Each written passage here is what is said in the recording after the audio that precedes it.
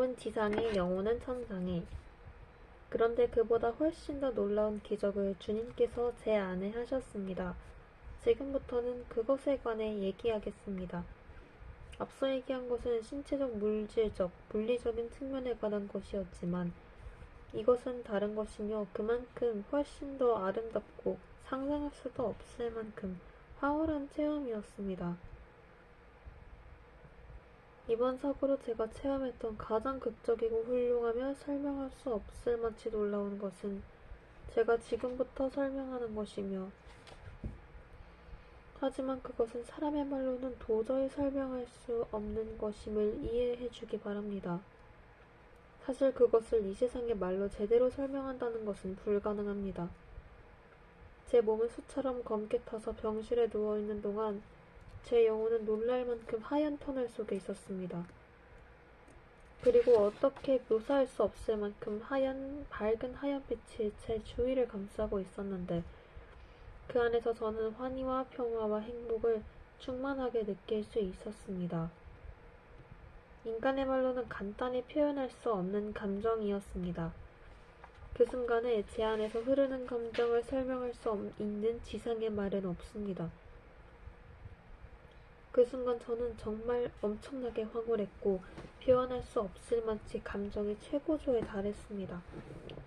사람들이 죽음을 일종의 징벌로 설명하는 이유를 이해하지 못할 지경이었습니다. 저는 시공간으로부터 자유로웠습니다. 그런 빗속에서 저는 앞으로 걸어갔으며 형언할 수 없을 만큼 행복했습니다. 저는 기쁨에 가득 차 있었으며 그 빛의 터널 안에서 저를 괴롭히는 것은 아무것도 없었습니다. 제 위쪽으로는 태양처럼 빛나는 하얀 빛이 있었습니다. 제가 하얀 빛이라고 말하는 것은 굳이 색상으로 표현하기 위해서 그런 것이지 그 빛의 색깔과 밝음을 표현할 수는 없으며 이 세상에 존재하는 색깔과 비교할 수도 없습니다. 그 빛은 그야말로 황홀함 그 자체였습니다.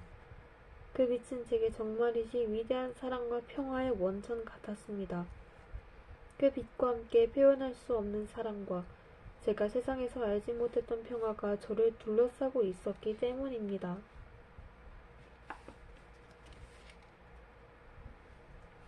그 터널 안을 지나가면서 아차, 난 방금 죽었었지 하며 제가 처한 현실을 직시했습니다.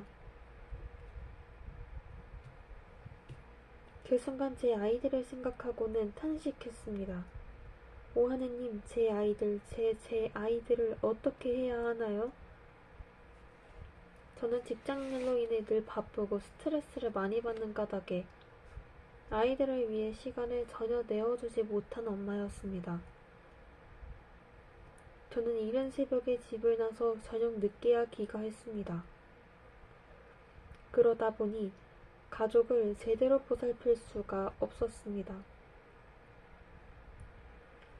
그런데 죽음의 문턱을 넘어선 그제야 저는 제 삶의 불행을 얼버무리지 않고 명백한 사실로 직시하게 되었고 그러자 큰 슬픔이 제게 밀려들었습니다.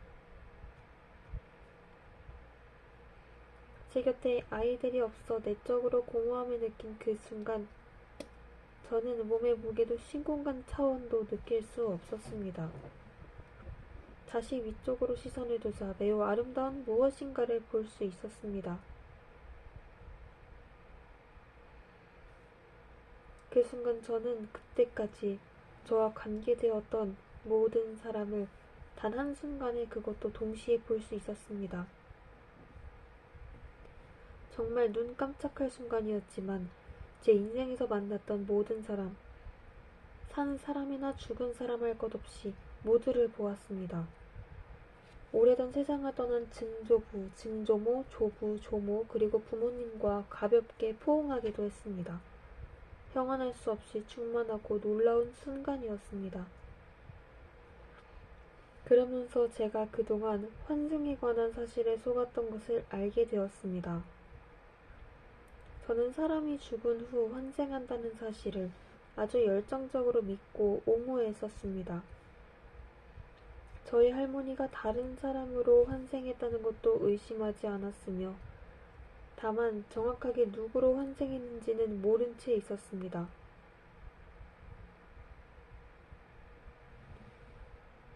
그것을 알아채려고 점을 지으면 값이 비쌌기 때문입니다.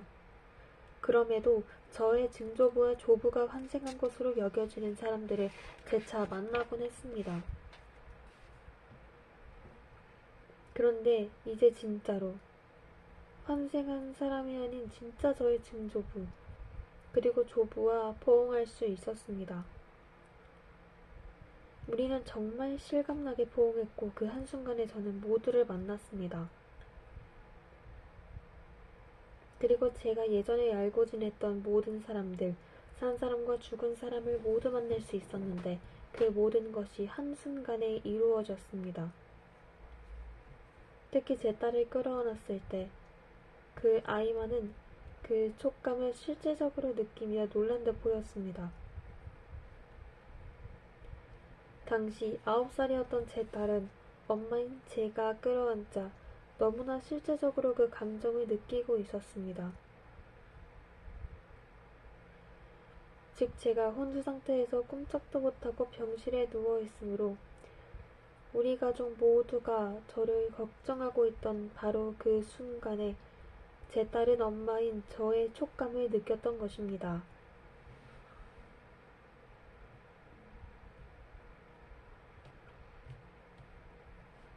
사실 현재 우리가 살아가는 세상과 다른 세상에서는 지금 우리가 느끼는 그런 촉감을 느끼지 못합니다.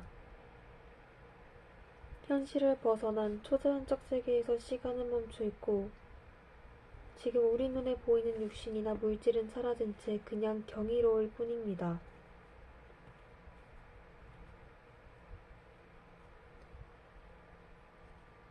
그곳에서 사람들은 이전의 모습이 아니었습니다. 예전에 저는 사람들을 보면서 뚱뚱한지 날씬한지 미인인지 그렇지 않은지 피부가 검은지 잘 차려입었는지 그렇지 않은지 하는 것만 보았습니다. 저는 사람들을 그런 기준에 따라 구분했고 그러다 보니 편견과 냉소적인 비판만이 제 안에 가득했습니다. 다른 사람에 관해 얘기할 때마다 비난 일색이었습니다. 그런데 그 세계에서는 모든 것이 달랐습니다. 지금 우리가 보는 피와 살로 된 몸이 아니었습니다. 그때 저는 사람의 내면을 볼 수 있었습니다. 그와 제가 포옹할 때 그의 생각, 감정을 본다는 것이 얼마나 아름다웠는지 모릅니다. 저는 모든 일을 제 품 안에 받아들이면서 동시에 계속해서 위로 올라갔습니다. 그런 방식으로 저는 계속해서 올라갔고 제 안은 평온함과 행복감으로 가득 차 있었습니다. 위로 올라가면 올라갈수록 경이로운 광경을 볼 수 있었으며 그리고 그런 저를 점점 더 의식하게 되었습니다. 저는 그 길의 끝에서 멋진 나무들로 둘러싸인 호수를 보았는데 정말 아름답고 환상적이었습니다. 편안함을 주는 향기가 나는 갖가지 색상의 나무들이었습니다. 제가 지금 아름답다는 표현을 계속 반복하고 있는데 이는 전혀 과장이 아닙니다. 너무도 경이로웠고 아름다웠습니다. 또한 온통 사랑으로 둘러싸인 것 같았습니다. 사람의 말로는 도저히 묘사할 수가 없을 정도였습니다. 무엇인가를 둘러싸고 있는 듯한 나무 두 그루가 있었습니다. 입구처럼 보였습니다. 우리가 보는 나무와는 완전히 달랐습니다. 색깔도 우리가 아는 그것과는 완전히 달랐으며 그곳의 모든 것이 말로는 표현할 수 없을 만큼 아름다웠습니다. 그 순간 저는 저와 함께 사고를 당했던 조카가 그 경이로운 정원으로 들어가고 있는 것을 보았습니다. 저는 그곳에 들어가면 안 되었습니다. 제게 누가 말한 것은 아니었지만 아직 그래선 안 된다는 생각이 들었습니다. 그곳에 무척 들어가고 싶었지만 제게는 허락되지 않았습니다.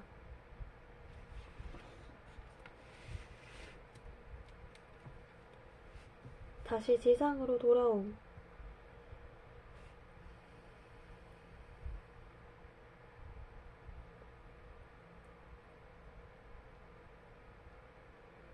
그 순간 저는 남편의 목소리를 들었습니다. 그는 찢어지는 가슴으로 소리치며 울었고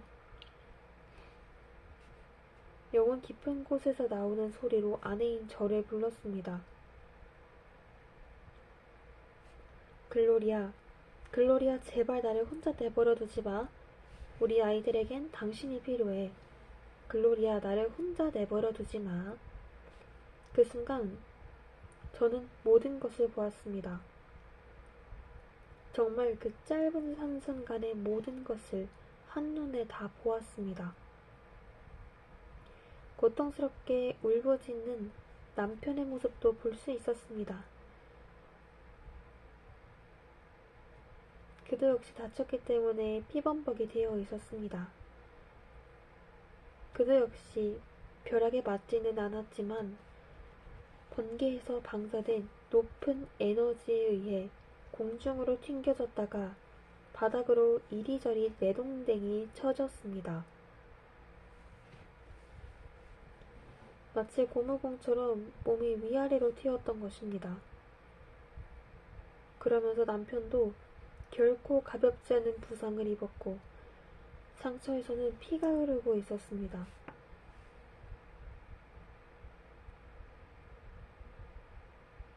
그리고 그 순간 주님께서는 저를 다시 세상으로 보내주셨습니다. 하지만 저는 돌아가고 싶지 않았습니다. 저는 둘러싸고 있던 그 평온, 그 기쁨, 그 충만함에서 벗어나고 싶지 않았습니다. 그럼에도 다시 돌아가야만 했을 때 얼마나 슬펐는지 상상할 수 없을 것입니다. 제 의지와는 상관없이 서서히 현실로 돌아오며 저는 거의 죽은 상태로 침대에 누워있는 제 몸이 있는 방향으로 움직이기 시작했습니다. 스스로 목숨을 끊은 사람들을 제외한 우리 모두는 하느님 아버지의 포옹을 경험하게 됩니다. 그리하여 그들도 역시 그 신비한 빛을 경험하고 모든 것을 충만하게 하는 그 엄청난 사랑을 경험하게 됩니다. 그리고 하느님 아버지께서는 우리 모두를 껴안아 주십니다. 왜냐하면 그분은 완전 무결한 방식으로 우리 모두를 사랑하시기 때문입니다. 그리고 그분은 당신의 사랑이 얼마나 큰지 보여주십니다. 하지만 하느님은 아무에게도 강요하시지 않기에 우리는 이 지상에서 하느님을 배제한 채 자신의 자유의지로 모든 것을 결정합니다. 자신의 삶을 위해 하느님을 받아들이는 것은 바로 자유의지에 달려 있습니다.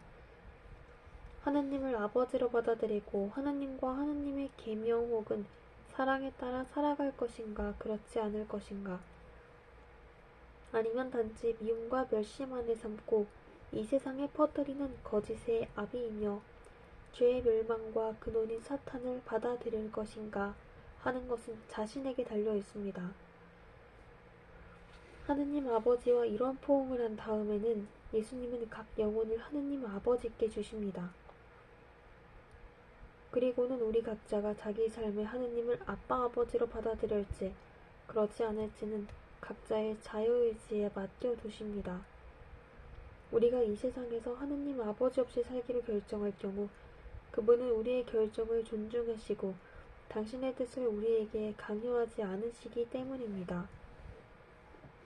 저는 사고가 난 그날 보고타 대학교 의학과 건물에서 생명 활동이 멈춘 채 들것에 누워있는 제 몸을 보았습니다.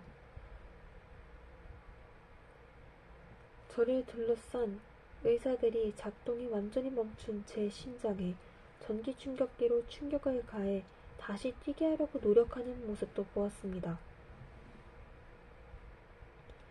그러기 전에 조카와 저는 2시간 이상이나 땅바닥에 누워 있었습니다. 벼락으로 감전된 우리 몸에 나오는 전류 때문에 손이 댈 수가 없었기 때문입니다. 그리곤 조카가 숨을 거두자 그나마 살아있는 저를 소생시키려고 노력하기 시작한 것입니다. 지금 여기 서 있는 저를 보십시오. 그때 제 영혼은 제 몸으로 들어와 제 영혼의 발로 제 몸에 달린 머리의 정수리 부분을 건드렸습니다. 그 순간 제 몸 위로 아주 강한 불꽃이 튀었습니다. 그러면서 제 영혼은 다시 제 몸 안으로 끌려 들어갔습니다. 마치 몸이 저를 안쪽으로 빨아들이는 것 같았습니다. 몸 안으로 그렇게 들어가는 것은 매우 고통스러웠습니다. 몸 위로 사방에서 불꽃이 일어나기 때문입니다. 마치 매우 작고 좁은 어떤 물체 속으로 제가 압축되어 들어가는 것 같았습니다. 하지만 그 작고 좁은 것은 제 몸이었습니다. 매우 정상적인 키를 가진 제가 철사로 만들어진 것 같은 매우 좁은 유아복을 강제로 입으려고 하는 것 같았습니다. 정말 엄청난 고통이었습니다.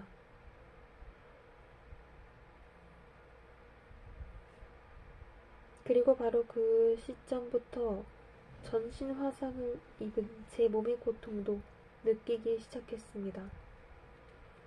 완전히 화상을 당한 몸은 너무나 아팠습니다. 그 고통은 어떻게 표현할 수가 없을 정도였습니다. 몸 구석구석이 무서울 만큼 타버렸고 그 모든 부위에서 연기와 증기가 뿜어져 나왔습니다.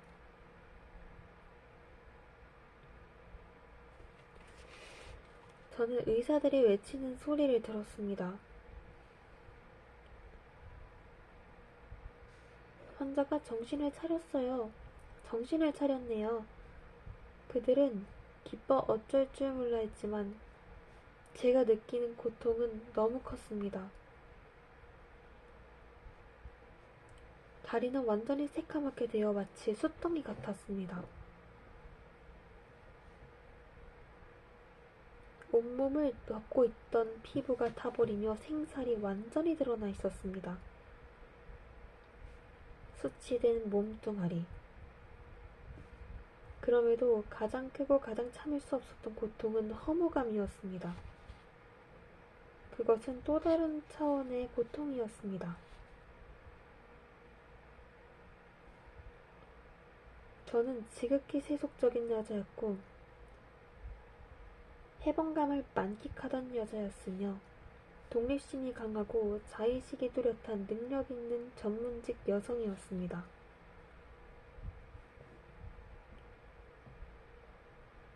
그러므로 전문가, 학자, 지성인, 공부를 많이 한 사람, 경제력 있는 여자, 사회에서 어떤 역할을 했던 여자로서 느끼는 무상함 또는 허무감이었습니다.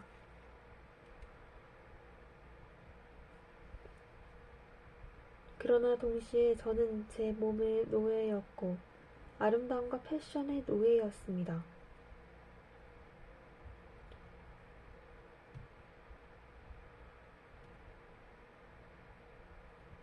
저는 매일 4시간을 에어로빅과 마사지와 다이어트와 주사요법 등 그 방면에 설 수 있는 모든 것을 하며 시간을 보냈습니다. 저의 우상은 아름다운 제 몸이었습니다. 그래서 그것을 위해 저는 많은 것을 바치고 희생해 왔었습니다. 그것이 저의 삶이었습니다. 오로지 제 몸의 외적 아름다움을 가꾸고 숭배하는 것만이 삶의 전부였습니다. 저의 모든 관심이 몸에 집중되어 있었습니다. 제가 존재하는 것은 저의 아름다운 가슴을 사람들에게 보여주기 위해 있는 것이라는 말은 저는 자주 했습니다. 내가 왜 이걸 감춰야 하지? 하는 생각을 당연하게 여겼습니다. 제 다리도 마찬가지였습니다. 저의 두 다리는 남들의 시선을 끌었기 때문에 전체적으로 볼 때 저는 아주 흠잡을 데 없이 훌륭한 몸매를 지녔던 것입니다. 제가 그때까지 살아있는 동안 인생 대부분을 언제나 몸을 관리하는 데 보냈다는 사실을 그 한순간에 깨닫고는 무척 놀랐습니다. 그것만이 제 인생의 중심이었고 주된 관심거리였습니다. 그것만이 제 인생의 중심이었고 제 몸에 대한 사랑밖에 없었습니다. 그런데 이제 그 아름답던 몸은 거의 없어져 버렸습니다. 가슴이 있던 곳에는 눈에 띄는 구멍이 자리 잡았고 특히 왼쪽 가슴 부위에는 모조리 사라져 버렸습니다.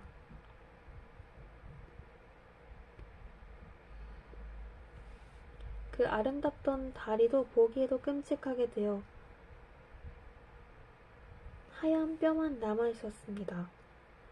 수처럼 타버린 돼지 바비큐처럼 완전히 새카만 다리. 그렇습니다. 제가 그토록 정성 들여 잘 보살피고 가꾸었던 몸의 모든 부분이 수처럼 새카맣게 망가졌던 것입니다.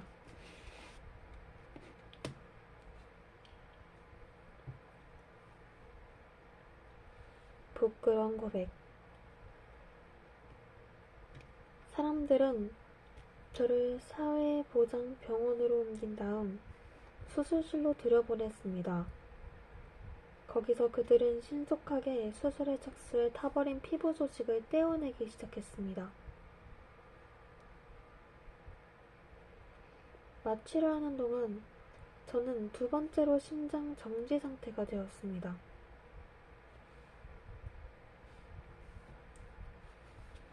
제 심장박동이 멈추는 것을 의식한 순간 저의 의식은 다시 두 번째로 제 몸을 벗어나 의사들이 제게 무슨 치료를 하고 있는지 지켜보았습니다.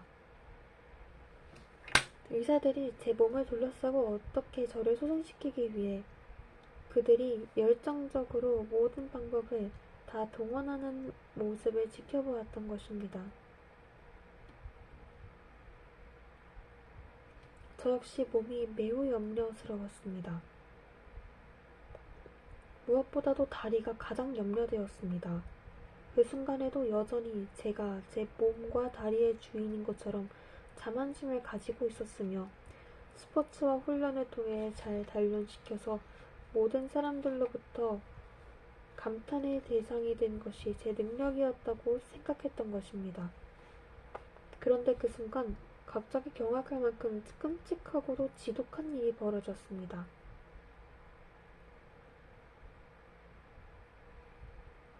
이야기를 계속하기 전에 이 글을 읽는 형제자매 여러분의 이해를 돕기 위해 고백해야만 하는 사실이 있습니다.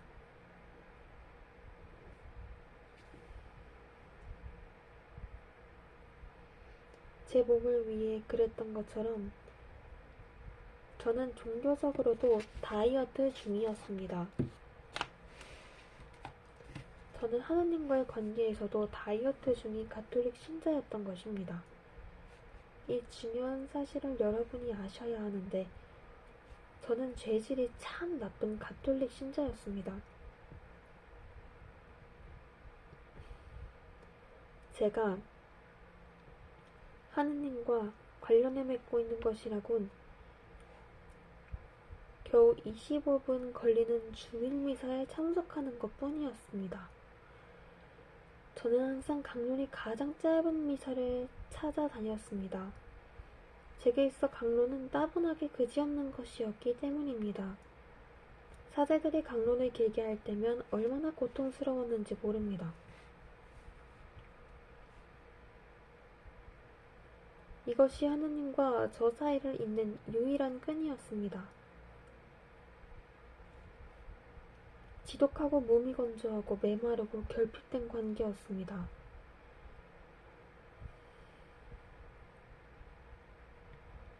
대신 세속적인 모든 유행과 최신 패션이 저를 강력하게 지배했던 것은 당연한 일입니다. 저는 정말이지 유행의 선두주자였습니다. 가장 현대적이고 가장 자유로운 사고방식의 소유자로 여겼습니다.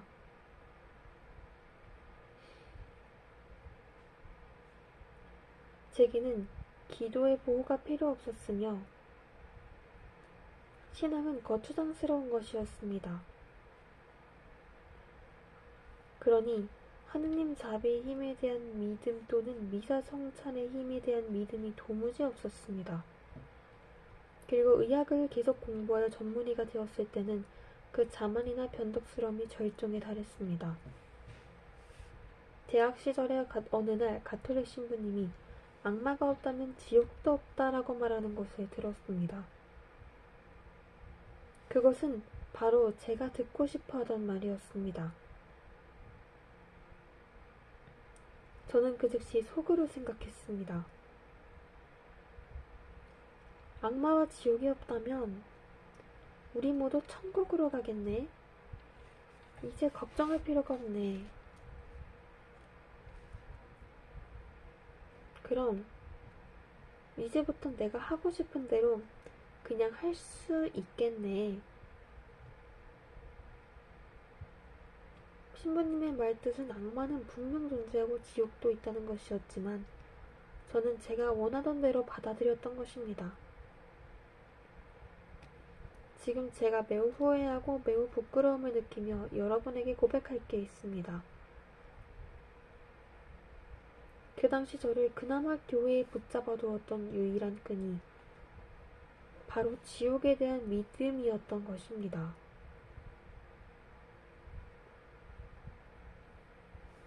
그래도 저를 여전히 교회 공동체와 연결시켜 놓았던 것은 악마에 대한 존재론적 두려움이었습니다.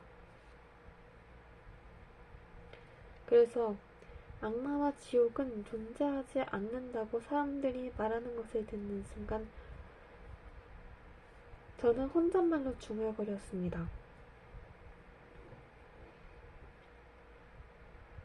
내가 왜 이 구닥다리 교회의 규칙을 모두 따라 사느라 아득바득 애를 써야만 하지? 그래 좋아. 사람은 모두 천국에 가니 무엇을 하며 어떻게 살든 지금 어떤 사람이든 전혀 상관없어. 그것이 바로 제가 주님에게서 완전히 떨어져 나오게 된 결정적인 이유였습니다. 그로부터 저는 교회에서 완전히 멀어졌고 교회와 교인은 모두 멍청하다는 등의 비난을 하기 시작했습니다. 아주 많이. 저는 죄를 짓는 것은 전혀 두려워하지 않았으며 죄의식도 느끼지 못했습니다.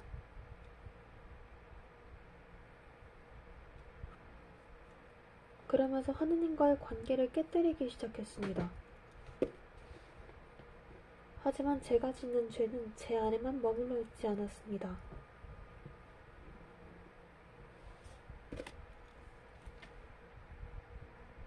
죄는 제 안에서 자리 잡고 점점 세력을 키워나가기 시작하여 주변으로 퍼져나갔습니다.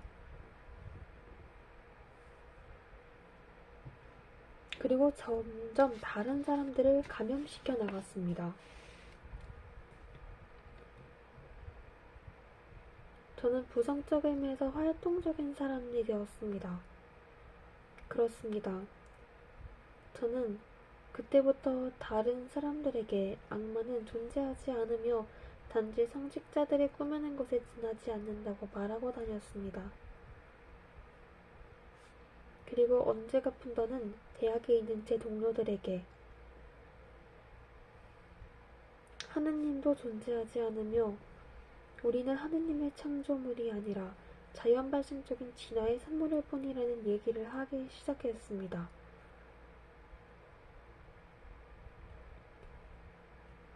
저는 많은 사람들에게